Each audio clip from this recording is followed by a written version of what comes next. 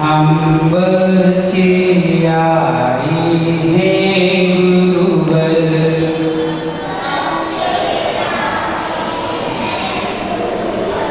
शिक्षा हमें प्रदान दो,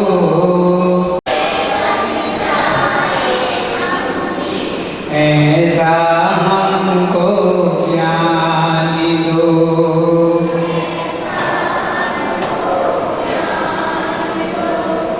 अरिहंतों का ध्यान करूं मैं,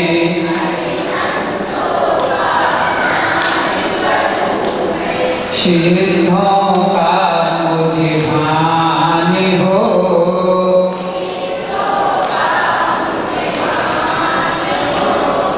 आचार्यों की शरण में पाऊं,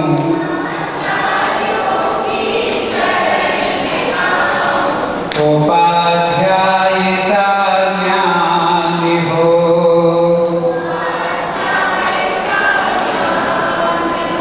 साधु बनकर बन्ने बन्ने विचरूं,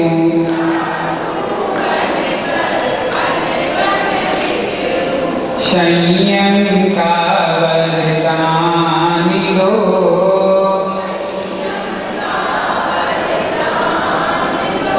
जिन जैसे बन जाए हम भी,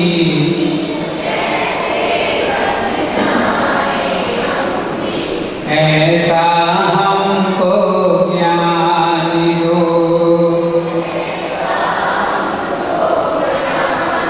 ऐसा हमको ज्ञान दो। जय बोलिए देवादिदेव देवी 1008 श्री महावीर भगवान की। जय बोलिए बादशाह दिवाकर आचार्य भवन श्री विमल सागर जी महाराज की। जय बोलिए परम पूज्य गणाचार्य आचार्य भवन विराट सागर जी महाराज की। जय बोलिए परम पूज्य आचार्य भवन श्री विद्यासागर जी महाराज की। जय बोलिए परम पूज्य आचार्य भवन श्री विशुद्ध सागर जी महाराज की। जैन धर्म की।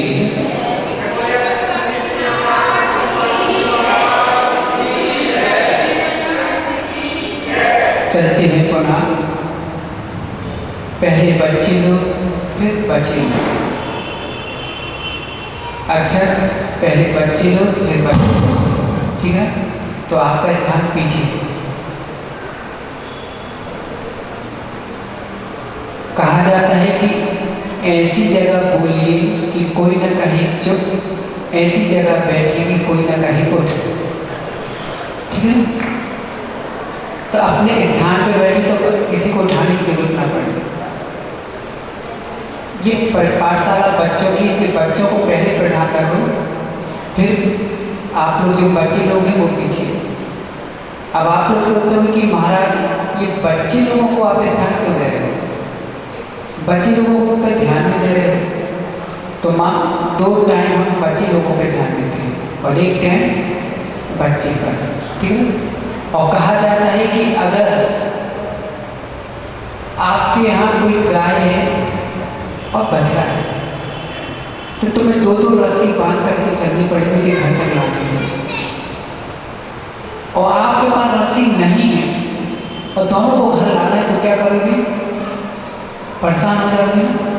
कुछ नहीं, उसके बच्चे को गोदी में ले लो, गाय अपने आप पीछे पीछे है ना।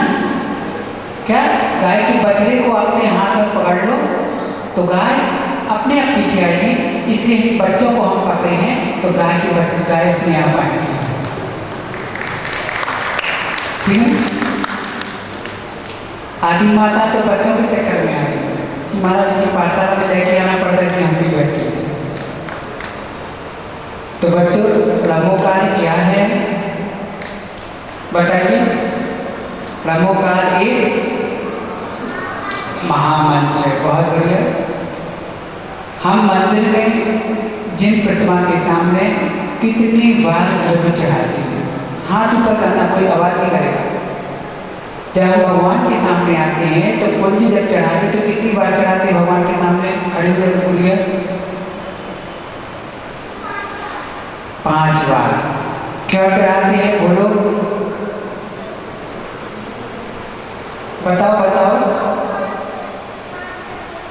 बहुत उत्तर, बहुत बढ़िया। ताली नहीं बजाओगे क्या आप लोग? बच्ची ने उत्तर दिया कि महाराज वो पंच परमेष्ठी होते हैं, इसलिए हम उनके सामने 5 बार चढ़ाते हैं। तो अक्षर भाई, परमेष्ठी किसे कहते हैं?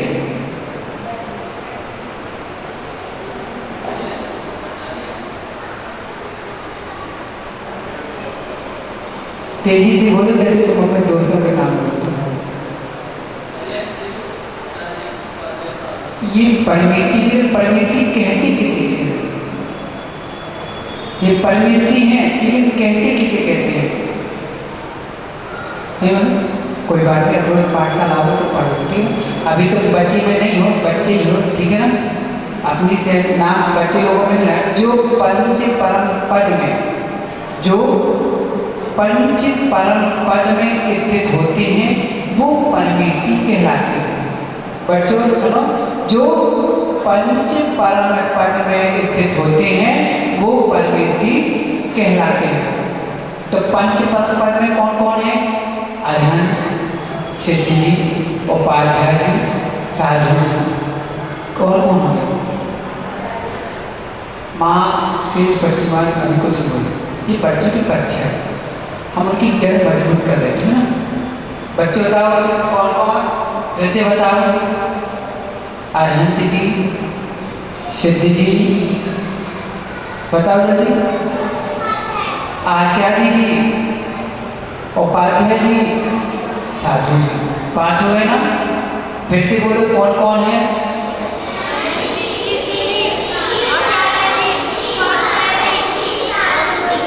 साधु जी, ठीक है ना। ये पंच परमेष्ठी पद में स्थित हैं, इसलिए इन्हें हम क्या बोलते हैं?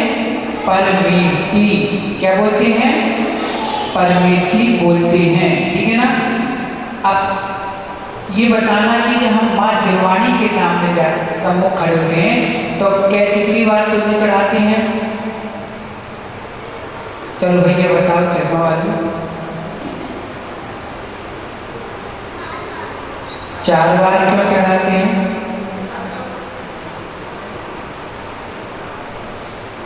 बच्चों को भी बताओगे? इनमें उत्तर सही उत्तर पहले लिए ताली बजाओ, सही उत्तर बजाओ।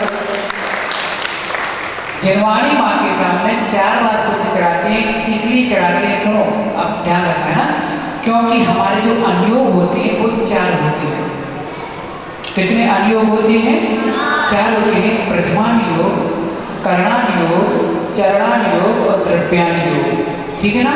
तो इन 4 अनुयोगों को हम नमस्कार करने के लिए कितनी बार चढ़ाते हैं? 4 बार।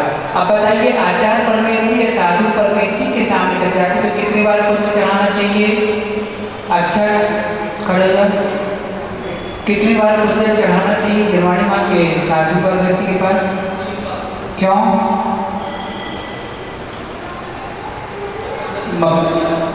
अच्छा, सम्यक दर्शन, सम्यक ज्ञान, सम्यक चारण, इनके लिए ताली बजाए चलो। देखिए ये मत कहना कि महाराज जी बड़ों की क्लास में छोटी की, दोनों का मनोबल बढ़ाना चाहिए, है ना। क्योंकि जो नहीं जानते उन्हें भी ज्ञात हो जाए, क्योंकि क्लास बच्चे और बच्चे दोनों की है। तो अब बताएंगे बच्चों, अगर हम मंदिर में जब आते हैं वो हाथ पैर नहीं धोएंगे, वो अंदर में प्रवेश करेंगे तो क्या होगा? चलो दीदी भैया खड़ी हो जाओ। हाथ पैर में खुजली होगी, रोग सताएगा और चर्म रोग होगा, यहाँ तक कि सफेद कुष्ठ रोग भी हो सकते हैं। तालियां बजा दो दीजिए। इसका मतलब कि बच्चे बहुत गौर से समझे हैं, है ना। बच्चों मंदिर में द्रव्य हम धो के चढ़ाना चाहिए कि बिना धुली चढ़ाना चाहिए? तो आप लोग धो के चढ़ाती हो कि बिना धुली चढ़ाते हो? बस घर से डिब्बी लाए, खोले और चढ़ा के चले गए, है ना। ऐसा नहीं करना। जो ऐसा करते हैं उनका क्या होता है? वो दरिद्री घर में जन्म लेते हैं और दासी के यहाँ जन्म लेते हैं। किसके यहाँ? दासियों की जो दासियां उनके घर में जन्म लेते हैं, और नहीं है तो देखना कैसे दासियों के दासी में जन्म लेने को पड़ता है। जैसे किसी की माँ जॉब कर रही है, अधिकारी है, शासन के फिर शासन में काम कर रही है, उसके अंदर में जो काम करते हैं फिर उसके यहाँ में बच्चे बना रहे, ये दासी की दासी का दास होना। तो दास बनना क्या अपन को नहीं बनना ना, ठीक है ना। तो अपन को हमेशा धूली द्रव्य चढ़ाना चाहिए, धो के चढ़ाना चाहिए। मंदिर में आओ पहले धो के चढ़ाओ। तो जब बच्चों आप हाथ पैर धो के मंदिर में आते हो, ठीक है ना, इसलिए कि हाथ पैर में रोग ना हो जाए, गंदगी नहीं छपी रहना चाहिए। तो हाथ पैर में नेल पॉलिश लगी तो फिर हम द्रव्य चढ़ा सकते हैं ना, मंदिर में प्रवेश कर सकते हैं ना, नहीं कर सकते। कितने लोग नहीं करते बताइए, हाथ ऊपर करो। इतने दिन कहने पर भी कई लोग सुनते नहीं, एक काम से समझ नहीं कर रहे। अच्छा, ऐसी कौन माँ है कि जो सब पे दया रख रहे हैं? खड़ी होकर माँ है कि हम हमारा नहीं सब पे दया रख रहे हैं? खड़ी होकर कोई भी एक माँ जिसके अंदर दया है, करुणा है किसी माँ के अंदर करुणा दया? कोई माँ के अंदर करुणा नहीं कि माताओं को बचा लो। माँ खड़ी हो, तुम ही खड़ी हो, ये माँ है खड़ी हुई, इनके लिए ताली बजाओ। माँ ये काम करना, मंदिर के बाहर जैसे मंदिर में आते तो लोग मंदिर में चंदन घिस के मूठा रख देते ना कि चंदन घिसे के लगाएंगे, है ना। ऐसी आप इन माताओं के लिए एक कोई स्त्री आता है ना नेल पॉलिश मिटाने वाला, इनको घर से तो ध्यान रहता नहीं, कभी कभी यहाँ रख दो, ले दो कि भाई यहाँ नेल पॉलिश लगा के आना सख्त मना है, ठीक है। तो लेके इनके पास दे दो, जिनको लगी हो तो पहले चुनाए फिर प्रवेश कर, ताकि को पाप न लगे, बड़ा ही बुरा लग जाए। और जिनको मजाक में बुरा लग रहा तो मेरी हंसी उड़ाई जा रही है तो कहते हैं अभी हंसी दिख रही है, जब काल बदल में आएंगे तब दुनिया हंसी उड़ाएगी। जब रोग सताएंगे, रोग देखेंगे कि जो कुछ रोग है तो दुनिया हंसेगी, दुनिया हंसे उससे पहले ही हमारी ये हंसी को हंसी ना चाहते हैं, ठीक है ना। तो पहले एक काम करना हंसी देना, ठीक है ना। जिनको नहीं है तो कहते ना, जो को आप मंदिर में देख जाए ना तो कभी बहन पूजा बाद में करना, पहले खुद हो गया, है ना। चाहे 10 लक्षण हो चाहे कोई, माँ मंदिर में आना ही नहीं चाहिए। जो हम बच्चों को सिखा रहे हैं, आप लोग को भी सीख लेना चाहिए। चौके में भी आजकल इतना सावधानी प्रवचन होने के बाद भी चौके में माता पिता लगा के आ जाते हैं। कहा जब इतना विवेक रखो कि हम जितना पुण्य नहीं कमा रहे उससे दूना आशा कर रहे हैं, दूना बंद कर रहे हैं। कहीं हमारी दुर्गति वैसे तो हमारे घर में आपसी में पड़ती नहीं है, एक दूसरे की बीमारियाँ छाई रहती हैं, घर में संकलेश क्लेश पे क्लेश हो रहे, और ये सब देखते हुए भी हम ऐसे काम कर रहे हैं, दुर्गति में जाना है क्या? बहन तुम तो तय करना, इनका कर्म फिर ऐसा जाए।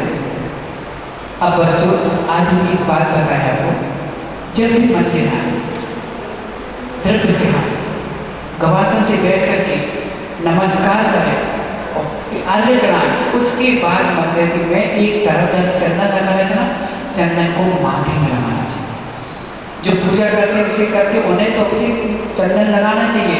ऐसा नहीं कि माथ खोल के पानी से लगा दिया 9 आंखों में बस। अभी आपने चंदन का महत्व समझा नहीं। अच्छा बेटा, चंदन लगाने से क्या फायदा, क्यों लगाना चाहिए मंदिर में आके चंदन? सभी लोग सुनो, चाहे वृद्ध लोग हो, युवा लोग हो या बच्चे हो, चंदन लगाने से हम फायदे से पहले चंदन माथे में जब लगता है माँ, तो पहले भक्त और पुजारी बनने का संकेत है कि पुजारी है, ठीक है। पहला प्रमाण पत्र होना चाहिए। दूसरा, माथे में चंदन लगता है तो उस शीतलता को प्रदान करता है। जो हमारे मस्तिष्क में गर्मी है उस गर्मी को शांत करता है। जो हमारे मन में संकलित है, तनाव खिंच रहा है, उसमें मंदता लाता है, ठीक है। दूसरा, चंदन लगाने से माँ हमें अपनी मृत्यु का बोध होता है। अब कैसे होता है मृत्यु का बोध? चंदन लगाइए और 5-10 मिनट में आपका चंदन नहीं सूख रहा, समझ लीजिए कि बस आज आपकी मृत्यु नजदीक में है। अब उसी समय सारे काम बंद कर देना, छोड़ देना, ये साइड करके भगवान का नाम लेके माला लेके भेजना शुरू कर देना। क्यों? जिसकी मस्तिष्क की गर्मी निकल चुकी है, समझ लो मृत्यु निकट है, अब जाने वाला है। पहले के वैद्य लोग क्या करते, कोई व्यक्ति मरने वाला तो कैसे पता लगाते, उसके माथे में चंदन, पैर में चंदन, पेट में चंदन लगा देते, देखते थे कि चंदन सूखता है कि नहीं सूखता है, तो बस भैया हम बचाने में असमर्थ हैं। जब अपनी आंख से, बच्चों सुनो, अच्छा बेटा बहुत अच्छे तरह से सुनो, अपनी आंख से नाक ना देखे समझ लो मृत्यु नजदीक है। क्या इसलिए पर हमेशा नासाक दृष्टियों के जो भगवान बैठे ना, नासाक दृष्टि का ध्यान करो। मात्र दिन में एक दो बार तो चिंता किया करो कि आंखों से अपनी नाक की आगे की देखा करो कि अब देखने की देख रही, एक से दो देखने लग जाए, एक चंद्रमा की जगह दो दो चंद्रमा आप मान सकते रोग भी हो सकता है, लेकिन एक से दो जब देखने लगे तो हमारी मृत्यु निकट आ चुकी है। चंदन माथे का नहीं सूख रहा है तो मतलब मृत्यु निकट में आ चुकी है। पहले नंबर भक्त बलि की पहचान, पुजारी बलि की पहचान, दूसरे मस्तिष्क में जो तनाव की गर्मी है उसको शीतलता प्रदान करने के लिए, तीसरा मृत्यु का बोध हो जाने के लिए, चौथा यश वृद्धि पाने के लिए चंदन टिक्की लगाई जाती है। बस बिंदी लगा ली, बस पुरुषों को तो चंदन लंबा लगाना चाहिए, शिखर पर, कि हमारी उन्नति ऊंची हो, हमारे विचार ऊंचे उठे। बिंदी लगा ली तो गोल गोल दिमाग घूमता रहता है, दुनिया में घूमते रहते। कैसे लगाना चाहिए बच्चे चंदन अपन को? लंबा शिखर पर, जैसे शिखर बिल्कुल लंबा जाता है ऊपर की ओर, ऐसी हमारी उच्च गति की प्राप्ति हो और हमारा जो बुद्धि ऊंची हो, ऊंचे विचार हो। माताओं से पूछो गोल बिंदी लगा के तो गोल गोल दिमाग घूमता है।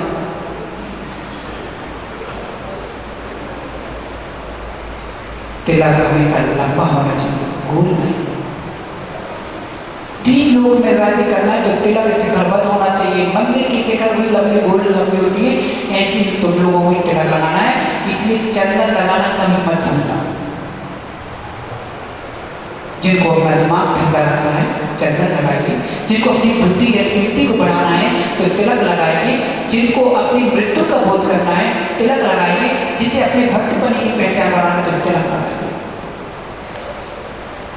अब कितने लोग तिलक लगाए ना लगाए, हमने तो रास्ता दिखा दिया। तो बच्चों हमेशा चंदन लगा के ही मंदिर से जाया करो, ठीक है ना। और कैसा चंदन लगाना है? लंबा। कैसे लगाओगे? शिखर पर, ठीक है ना, जैसे शिखर रहता है लंबा के, बिंदी लगा के मत जाना, और पानी से भी लगा देना, अच्छा गाढ़ घिस के लगा के जाना, ठीक है ना, ताकि गाढ़े की पता चले कि सूख रहा है कि नहीं सूख रहा है। अब हम मंदिर में जब पूजन करते हैं, अभी हमने पहले शुरुआत में पढ़ा कि हम जैन धर्म के अनुयायी हैं, जैन क्या है, धर्म क्या है, इसके बारे में जान लिया, ब्रह्मोपार क्या है उसके बारे में भी जान लिया, परमेश्वरी कितने होती है इसके बारे में मात्राएं ऐसा नहीं सब जान लिया।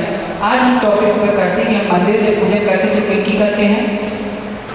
तीर्थंकर भगवान की करते हैं, अनंतानंद सिद्ध परमेश्वरों की, अनंतानंद भगवंतों के और 24 तीर्थंकरों की पूजन करते हैं। तो पहले हमें ये पता नहीं कि तीर्थंकर है क्या, कितने लोग जानते हो? कितने हैं तीर्थंकर हमारे? कितने हैं तीर्थंकर हमारे? बताओ। 24। तो भगवान कितने हैं? अच्छा भाई, तुम्हारे पीछे जो भाई आए वो कौन है? खड़े हैं भैया, खड़े हो जाना।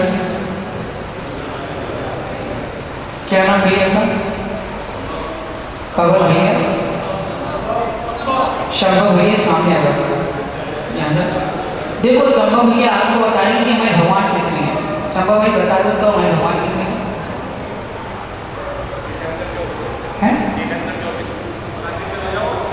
हाँ, हमने आपसे पूछा भगवान कितने हैं, तो भगवान बताओ बच्चों को, भगवान कितने होते हैं? भगवान नहीं होते, 24 तीर्थंकर होते हैं। क्या? भगवान 24 होते हैं। तीर्थंकर 24 होते हैं। भगवान अनंतानंद हैं और तीर्थंकर हमारे 24 होते हैं। तो तीर्थंकर 24 होते तो पहले सबको मालूम ना तीर्थंकर कितने हैं? सब हाथ ऊपर करो, बैठ जाओ। अब बात मत करना है ना, क्योंकि क्लास है, जो बात करेंगे उनको दंड है, उत्तर देना पड़ेगा। बच्चों तीर्थंकर कितने होते हैं? अब हम वो तीर्थंकर होते कौन है, तीर्थंकर कहते किसे, ये तीर्थंकर बनते कैसे। ठीक है ना, प्रश्न एक था। कितने सारे प्रश्न आ गए हैं सामने। अभी तक पाठशाला में 24 तीर्थंकर होते हैं, पहले सरना दूसरे दिन ये पढ़वा देते थे, लेकिन ये पता लगाना है आज हमको कि तीर्थंकर कहते कैसे है, तीर्थंकर बनते कौन से। ठीक है ना, तो सुनो, ये टॉपिक है हमारा तीर्थंकर।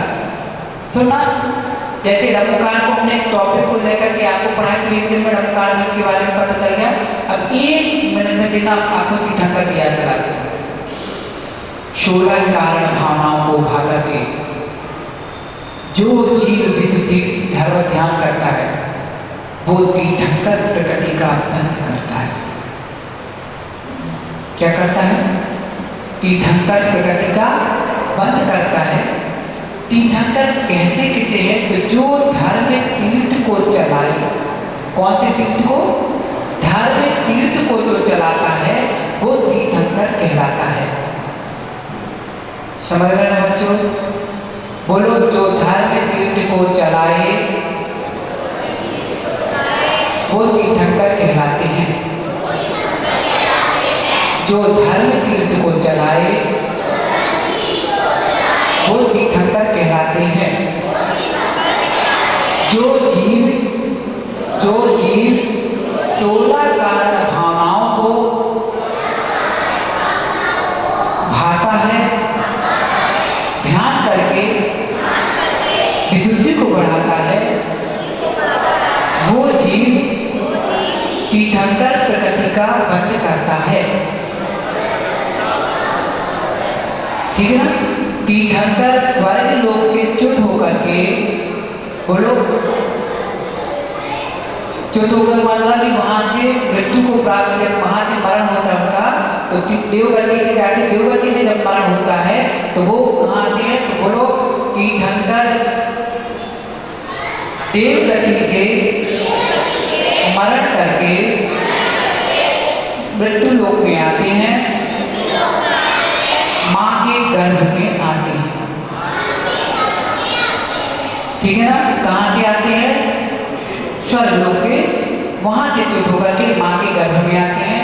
तीर्थंकर के जन्म से पहले, बोलो,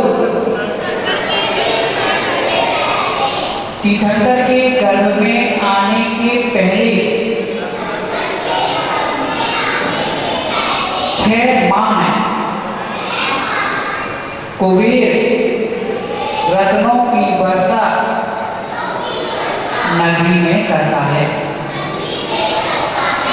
9 माह तीर्थंकर जब गर्भ में रहते हैं तब तक कुबेर रत्नों की वर्षा करता है। कब से, जब गर्भ में नहीं आती उसके 6 माह पहले कि यहाँ पर तीर्थंकर का जन्म होगा, वो अवधि ज्ञान से लगा लेते तो सौधान आदेश करता है कि जाओ इस नगरी में तीर्थंकर का जन्म होगा, इस नगरी को स्वर्ग सा बनाओ, उस नगरी की रचना करो। तो कुबेर जाकर के नगरी की रचना करके वहाँ 6 माह पहले से रत्नों की वर्षा प्रारंभ कर देता है। और जब तीर्थंकर गर्भ में आती है तो 9 माह तक रत्नों की वर्षा होती। तो 6 माह वो और 9 माह कितने माह हो गए, 15 माह तक रत्नों की वर्षा उस नगर में होती है। अब देखो, जब बालक तीर्थंकर, बोलो, मां के गर्भ में आते हैं तो माता 16 स्वप्न देखती है। देखो, बच्चे का नाम होंगे, अब कारका होगा तो तुमको पता नहीं चलेगा क्या चल रहा है क्या नहीं चल रहा है, लेकिन ये आज पता लगा लो तो हर क्रिया जब होगी तो समझ में आएगा क्या हो रहा है। ठीक है ना, तो क्या देखती है माता, किसकी माता, तुम्हारी, किसकी माता, तीर्थंकर बालक की माँ क्या देखती है, तुम्हारी मम्मी ने कितने देखे, नहीं देखे ना, देखे, कह दो उनकी माता ने 16 देखे, तुम्हारी मम्मी तो रोज सपना देखती है ना, लेकिन वो सपन में ये सपन में अंतर है। ठीक है ना, तो तीर्थंकर की माता कितने सपने देखती है, कब देखती है? जब बालक तीर्थंकर गर्भ में आती है। ठीक है ना, आने के पहले कितने स्वप्न देखती है? 16। जब बालक तीर्थंकर का गर्भ में आना होता है, सुनो बोलो, जब बालक तीर्थंकर का गर्भ में आना होता है, उनकी सेवा के लिए अष्ट देवियां गर्भ में आ जाती हैं और उनकी मां की सेवा के लिए 56 देवियां सेवा में आ जाती हैं। माता की सेवा के लिए कितनी देवियां आती हैं? 56 कुंवारी देवी आती है ना। अब कुंवारी देवी मत कहना कि कुंवारी रहती, क्या ये कुंवारी नहीं रहती, उनके देव रहते हैं, उनके साथ में देव रहते हैं। लेकिन कुंवारी क्यों बोला है? क्योंकि कुमार अवस्था की जैसे उनकी उम्र बनी रहती है, इसलिए वो कुंवारी है। ठीक है ना, ठीक है ना। तो इस प्रकार से माँ की कितनी देवियां सेवा करती हैं? 56। और बालक तीर्थंकर की गर्भ में कितनी देवियां सेवा करती हैं? 8। सभी बच्चे बोलो कितने?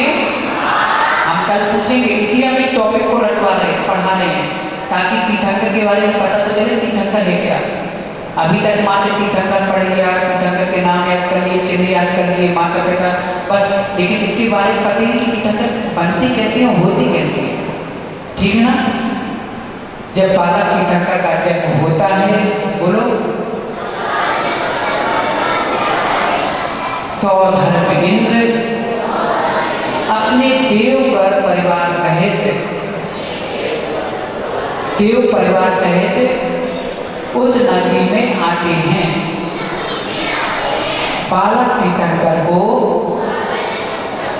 उठा करके ऐरावत हाथी में बैठा करके, कौन से हाथी में? ऐरावत हाथी में। ठीक है ना। अब तुम्हारा जैसे जन्म होता है हॉस्पिटल में, पापा पहुंच गए, उठाया गोदी में और 4 व्हीलर में बैठा लिया, है ना, ले आते हैं ना। तो तुम्हारे पापा किस में बैठा के लाए थे घर? कौन सी गाड़ी में बैठा के? नहीं पता कौन सी गाड़ी में रहते हैं ना। लेकिन बालक तीर्थंकर का जब जन्म हुआ ना बेटा, तो उनके लिए सौधर्मेंद्र आते हैं और अपने हाथों से उठा करके ऐरावत हाथी में बैठाता अपनी गोद में लेकर के, और कहाँ ले जाता है? सुमेरु पर्वत की ओर ले जाता है। सुमेरु कौन से पर्वत पर? सुमेरु पर्वत पे ले जाता है और ले जाकर के पांडुक शिला में विराजमान करता है। कहाँ पर? पांडुक शिला पर विराजमान करके 1008 कलशों से जन्माभिषेक करता है। कितने? 1 नहीं, 2 नहीं, 3 नहीं, कितने कलशों से? 1008 कलशों से। और एक कलश कितना बड़ा होता है मालूम? कितना होता है? कौन बताओ? खड़े होके बताएं। 2 योजन का। कितना गहरा?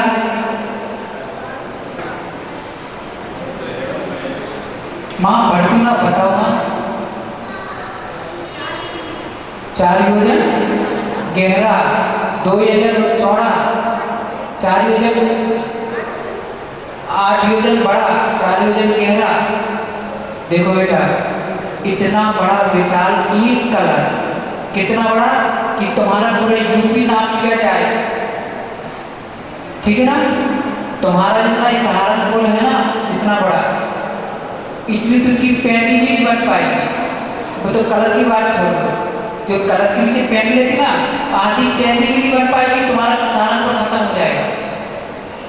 अब बताओ कितना बड़ा कलश, और भगवान कितने से, और इतने से भगवान इतने बड़े बड़े कलश, 1 नहीं 2 नहीं, 1008 कलशों से जल से अभिषेक हुआ। ठीक है ना। तो वो जल शरीर रहते हैं, अनंत बल के धारी होते हैं, इसलिए उस जल को झेल लेते हैं। ठीक है ना। तो तीर्थंकर बालक का जब अभिषेक होता है, उसके बाद तीर्थंकर के दाहिने पैर पर सौधर्मेंद्र, कौन से पैर के अंगूठे में? दाहिने पैर के अंगूठे में चिन्ह देखता है। चिन्ह देखकर फिर उनका नामकरण करता है। क्या करता है? नामकरण करता है। कौन करता है? सौधर्म इंद्र। कौन करता है? तुम्हारे यहाँ कौन करता है? मम्मी ने रखे, पापा ने रखे, बुआ ने रखे हैं। वहाँ नहीं, वहाँ ये लोग परिवार वाले नाम नहीं रखते। वहाँ पर सौधर्म इंद्र उनके लक्षण को देख करके फिर उनका नामकरण करते हैं। फिर उठा करके भगवान को कहाँ ले आते हैं? उनके माता पिता के पास सौंप देते हैं। फिर क्या करते हैं? जब तक बालक तीर्थंकर, ये टॉपिक चल रहा है ठीक ना, बालक तीर्थंकर जन्म से लेकर के जब तक दीक्षा नहीं ले लेते तब तक उनके खाना की व्यवस्था, पीने की व्यवस्था, कपड़ों की व्यवस्था, श्रृंगार की व्यवस्था, अस्त्र शस्त्र की व्यवस्था सौधर्म इंद्र के यहाँ से होती है। उनके घर का तो उन्होंने दाना ही नहीं खाया, यहाँ तक कि माँ के आंचल का दूध भी नहीं पिया। उस छोटी सी उम्र में अब बालक को रोटी तो खाएगा नहीं, दूध पिएगा, तो क्या करते हैं सौधर्म इंद्र? उनके अंगूठे में अमृत स्थापित करके चला जाता है। उन्हें माँ का आंचल का दूध नहीं पीना पड़ा, ठीक है ना। तो बालक अब जन्म से लेकर के जब तक दीक्षा नहीं होती तो उनके भोजन पानी कहाँ से आता है? बोलो कहाँ से आता है? सौधर्म इंद्र के यहाँ से। उनके कपड़े कहाँ से आते हैं? सौधर्म इंद्र के यहाँ से। उनके श्रृंगार कहाँ से आते हैं? सौधर्म इंद्र के यहाँ से। उनके अस्त्र शस्त्र कहाँ से आते हैं? सौधर्म इंद्र के यहाँ से।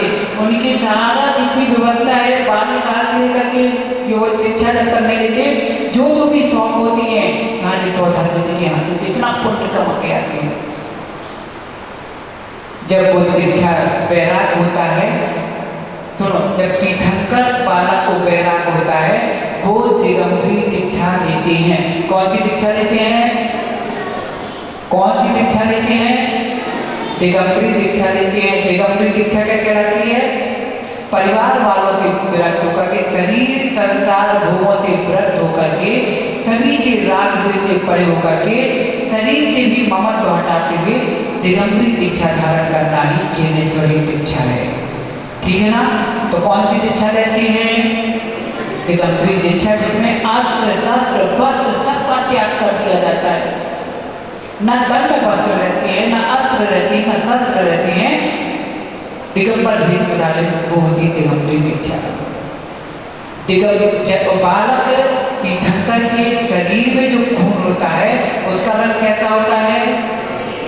सफेद। सुन लो, अच्छा कौन सा रंग होता है भगवान का? भगवान का नहीं पूछ रहे कि हम उनके खून का सफेद हो, तुम्हारा कैसा है? लाल, इसलिए क्योंकि तुम दूसरों पे लाल होती रहती हो। इतने उनके अंदर इतनी करुणा दया रहती है कि उनके बात का ध्यान रहता है कि उनके शरीर का रक्त भी सफेद होता है, शुक्ल ध्यान में रहता है। हम दूसरों के लाल बन के आते हैं, दूसरों पे लाल होते रहते हैं, दूसरों को लाल लाल दिखाते रहते हैं, इसलिए लाल खून बना रहता है। कब तक इन आंखों को लाल करोगे? एक लाल के पीछे एक लाल को लाल आंखें करके दिखा दे, है ना। लेकिन हमारे भारत के तीर्थंकर जो तीर्थंकर होते हैं उनके अंग रंग अंगों में उनके बादल भर रहते हैं, करुणा रहती है, दया रहती है, इसलिए उनका रंग सफेद रहता है। जब बालक, उनके खून का रंग कहता है, और जन्म से बालक तीर्थंकर को कितने ज्ञान रहते हैं? माताओं कितना ज्ञान रहता है? 3 ज्ञान। कौन कौन से? मति ज्ञान, बोलो, मति ज्ञान, श्रुत ज्ञान, अवधि ज्ञान। मति ज्ञान, श्रुत ज्ञान, अवधि ज्ञान। ये 3 ज्ञान के धारी कौन होते हैं? ये 3 ज्ञान के धारी कौन होते हैं? बालक तीर्थंकर। कब से?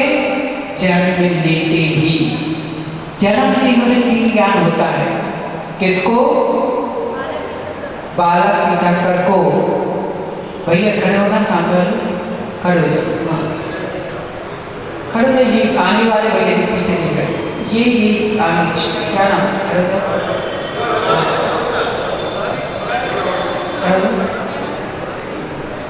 किसको तीन ज्ञान होती है जन्म से?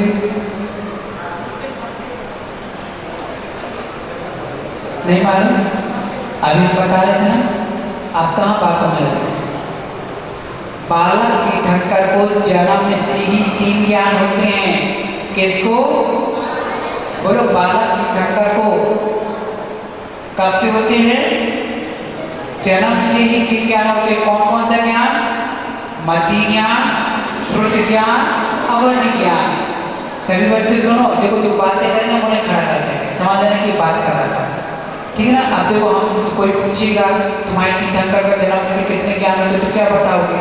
अब तुम्हें अपने भगवान की ज्ञान नहीं है तो फिर तुम्हारे भगवान कैसे, है ना? हम जिन्हें भगवान मान के पूज रहे हैं उनके बारे में ही हमें जानकारी दी होगी तो हम कैसे जाएंगे, है ना? इसलिए बैठ जाओ, ध्यान से सुना। कितने ज्ञान के धारी थे? तीन। कौन कौन? मति ज्ञान, श्रुति ज्ञान और अवधि ज्ञान। जैसे ही दीक्षा देती है और दीक्षा देते ही उन्हें चौथा ज्ञान, अब माना पर्याय ज्ञान प्राप्त हो जाता है। कौन सा ज्ञान? माना पर्याय ज्ञान प्राप्त हो जाता है। तो कितने ज्ञान हो गए? अब दीक्षा के पहले कितने ज्ञान? तीन। दीक्षा लेते ही कितने ज्ञान? चौथा ज्ञान। और जो फिर वो ध्यान में लीन हो जाते हैं और इतने ध्यान में लीन हो जाते हैं तो कौन सा ज्ञान प्राप्त हो जाता है? चौथा के बाद केवल ज्ञान। कौन सा ज्ञान प्राप्त हो जाता है? केवल ज्ञान की प्राप्ति होती है। और जैसे ही केवल ज्ञान की प्राप्ति होती है तो उनका समासरण लगता है। समासरण में दिव्य ध्वनि गिरती है और दिव्य ध्वनि में धर्म का उपदेश होता है। किसका उपदेश होता है? धर्म का उपदेश होता है। तभी से धर्म तीर्थ प्रारंभ हो जाता है और धर्म तीर्थ प्रारंभ कराने वाले ऐसे उस जीव को तीर्थंकर कहते हैं और तब से वो तीर्थंकर कहलाने लगते हैं। कब से? जब उनकी दिव्य ध्वनि गिरती है और धर्म का प्रचार होता है तो उनको कौन सी उपाधि मिल जाती है?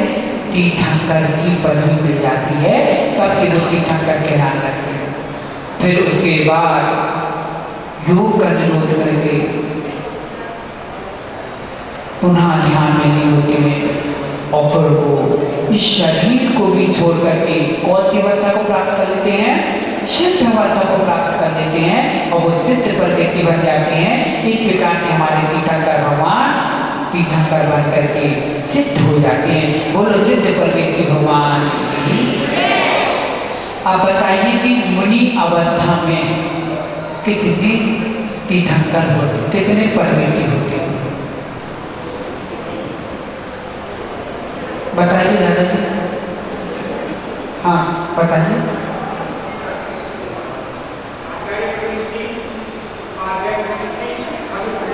और अरहंत अरहंत अवस्था भी मुनि की अवस्था है ना? क्योंकि अभी चार घाटी का नाश किया, चार विशेष अभी सिद्ध नहीं हुई तो उस अवस्था में ही वो है। इसलिए ये मत मानना है कि तीन ही प्रकृति है, ठीक है ना? बदला इसलिए चार ही है। लेकिन वर्तमान में कितने परमेश्वरी हैं आपके सामने? बच्चों कितने परमेश्वरी देखने को मिलती हैं? तीन। कौन कौन से? उपाध्याय। लेकिन उपचार से जो हम देखते हैं वो कौन सी परमेश्वरी देखते हैं? हम अरहंत परमेश्वरी को देखते भी देखते। ये प्रतिमा रखी होती नहीं रखी तो मात्र उपचार की प्रतिमा में उपचार का क्या प्रकृति की हुई, इसलिए देखने में चार है लेकिन देखने में कितनी मिलती हैं? तीन ही हैं। बाकी एक हम उपचार रूप में देखते हैं, ठीक है ना? एक प्रतिमा है उसमें हमने कही ये अरहंत है तो अरहंत बना ये महावीर स्वामी महावीर हो गए। अब प्रतिमा तो कोई आई थी, हमने जो नाम रख दिया स्थापना कर दिया उसको हम मानने लगते हैं, ठीक है ना? तो इस प्रकार बच्चे हमारे तीर्थंकर का क्या हो गया? ये तीर्थंकर किसी कहते समझ में आ गया? कैसे बनते हैं? जन्म के पहले क्या होता है, जन्म के बाद क्या होता है, उनको कितने ज्ञान होते हैं, ये सब समझ में आ गया ना? अब कल पुनः चर्चा करेंगे। अब इसके बाद कल से टॉपिक चलेगा कि माता पिता के एक एक तीर्थंकर के बारे में बताया जाएगा। क्या? एक एक तीर्थंकर के बारे में बताया जाएगा कि 24 तीर्थंकर होते हैं। तो 24 तीर्थंकर का एक एक परिचय आपको बताया जाएगा। क्या बताया जाएगा? परिचय। तो पहले तीर्थंकर हमारे कौन से हुए? ऋषभनाथ भगवान, जिनका नाम आदिनाथ भी है, ठीक है ना, जिन्हें भूतनाथ भी बोलते हैं। क्या बोलते हैं? भूतनाथ भी बोलते हैं, कैलाशपति भी बोलते हैं, अर्धनारीश्वर भी बोलते हैं। अब इतने सारे नाम हैं क्योंकि हमारे जो तीर्थंकर हैं उनकी स्तुति 1008 नामों से की गई है। कितने नामों से? 1008 नामों से इनकी स्तुति की गई है, इसलिए हमारे तीर्थंकर पूज्य हैं। और 1008 नामों से स्तुति किसने की? सौधर्म इंद्र ने। किसने की? सौधर्म इंद्र ने, ठीक है ना। तो कल से हम एक तीर्थंकर, देखो हम रूपरेखा बताए चले, एक तीर्थंकर कर लेंगे जैसे आदिनाथ भगवान। तो आदिनाथ का पूरा परिचय बताने के लिए हमें समय लगेगा और आपको समझने में समय लगेगा, इसलिए 4 लाइन में, कितनी लाइनों में?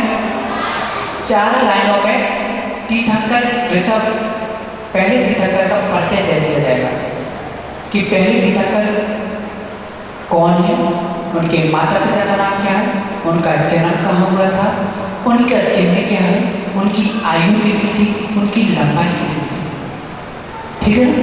ये 4 लाइनों में आपको उनका मोक्ष कहाँ हुआ था, ये 4 लाइनों में कल आपको हम बताएंगे। इन 4 लाइनों को आप लिखते जाना और कोई माँ हो तो उसको संग्रह करते रहना, तो उसको टाइप करके हमारे वो भैया जी हैं अच्छा चीज़ का काम कर रहे हैं।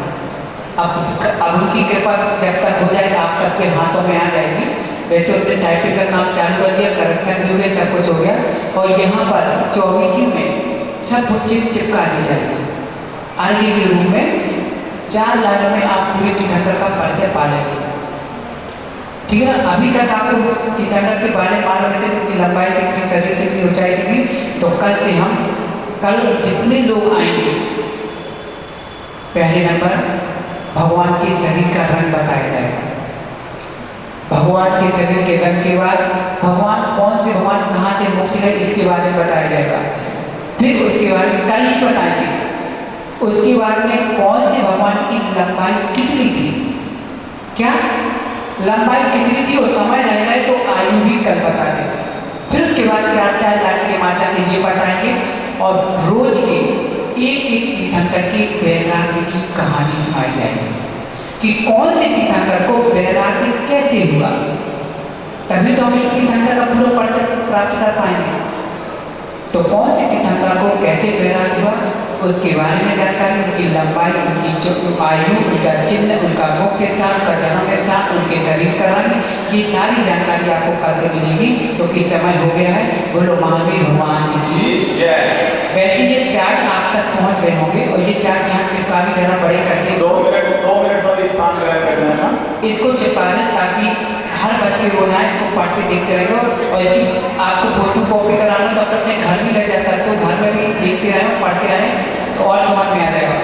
लेकिन जब यहाँ पढ़ाएंगे तो और जल्दी समझ में आएगा। बोलो महावीर भगवान की जय। देखिए अभी आपको मुनि श्री अनुभव सागर जी के द्वारा तीर्थंकर भगवंतों के जन्म की, उनको कैसे कितने प्रकार का ज्ञान होता है, उनका कैसा अभिषेक होता है, सब जानकारी प्राप्त हुई। एक जानकारी महर्षि क्या कहते हैं, मेरे बच्चों से ले लो महर्षि, आज कौन बच्चा मंदिर में चप्पल पहन के आया अपने घर से, सभी हाथ खड़ा करेंगे। सभी बच्चे बताओ कौन पहन के आया चप्पल, सभी पहन के आए हैं, कोई बच्चे ऐसा तो नहीं जो पहन के ना आया हो। अब दोबारा हाथ खड़ा करो, किस किस बच्चे ने मंदिर के गेट के सामने चप्पल उतारी है। देखो भैया ये बच्चों की हमारी क्लास है, आप नाटो महर्षि डांट के राम से सागर जी महाराज की सभी बच्चे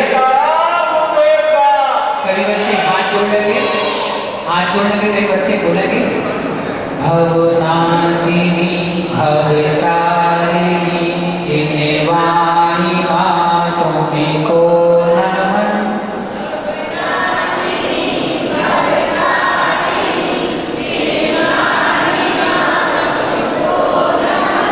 परिणाम कर निर्मल मेरे संतापिका करके समन।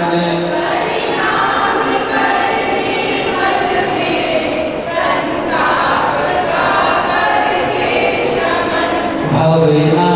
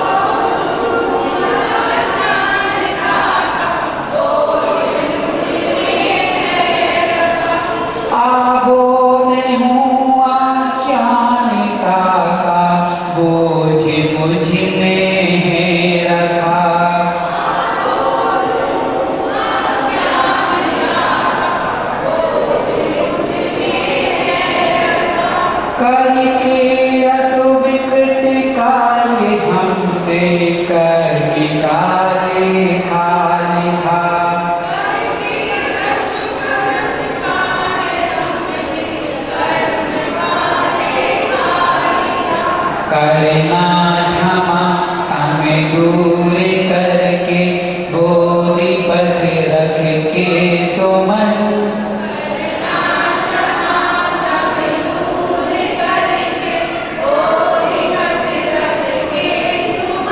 परिणाम कर निर्मल मेरे संताप का करके समन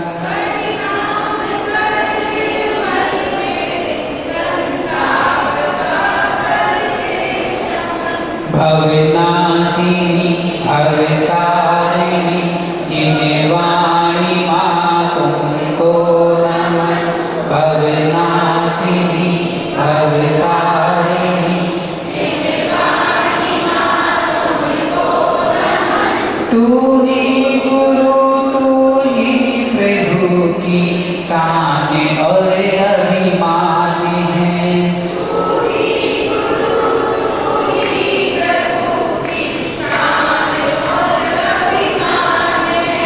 तेरे बिना जीवन अधूरा ना कोई कभी ज्ञान है तेरे बिना जीवन अधूरा ना कोई कभी ज्ञान है अपनी कृपा की छाँव में रखना बना कर माँ सुमन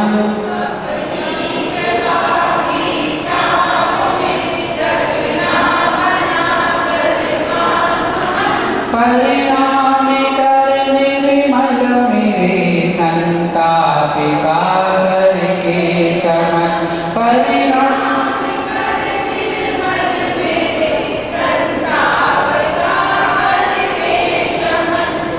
भवनाशिनी भवतारिणी जिनवाणी माँ तुमको नमन भवनाशिनी भवतारिणी जिनवाणी माँ तुमको जय गुरु द्वारका